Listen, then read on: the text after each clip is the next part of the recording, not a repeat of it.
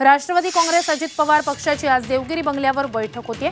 महायुतीला राज्यात मिळालेलं अपयश आणि राष्ट्रवादीच्या उमेदवारांचा झालेला पराभव यावर बैठकीत चर्चा होणार आहे। अजित पवारांनी पक्षाची बैठक बोलावली असली तरी येणाऱ्या काळात दादांसमोर मोठं आव्हान असणार आहे।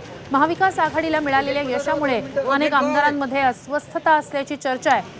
तसंच शरद पवार पक्षाकडून सातत्यानं अनेक आमदार संपर्कात असल्याचं आमदारांच्या घरवापसीबाबतचं बोललं जात असल्यामुळेच आता आमदारांना एकसंध ठेवणं हे अजित पवारांसोबतचं मोठं आव्हान आहे। अधिकची माहिती या सगळ्या संदर्भात आपले प्रतिनिधी विशाल सवने यांच्याकडून घेऊया। विशाल, आत्ताचा झालेला पराभव त्यावर मंथन होणं गरजेचंच, मात्र विधानसभा डोळ्यासमोर ठेवून सोबत असलेले आमदार आपल्या सोबतच ठेवणं हे एक मोठं आव्हान। काही वेळातच आता अजित पवार यांच्या देवगिरी या शासकीय निवासस्थानी बैठक होणार आहे। राष्ट्रवादीच्या कोर कमिटीची बैठक असणार आहे। या बैठकीला छगन भुजबळ, विनोद, सुनील तटकरे असतील, प्रफुल्ल पटेल असतील, हे दिग्गज नेते जे आहेत ते उपस्थित राहणार आहे। आणि या बैठकीमध्ये या निवडणुकी दरम्यान जो राष्ट्रवादी काँग्रेस पार्टी अजित पवार गट यांना जो पराभव स्वीकारावा लागलेला आहे, अवघी एक जागा मिळालेली आहे, त्यामुळे आमदारांमध्ये देखील काहीशी अस्वस्थ असल्याचं बोललं जात आहे।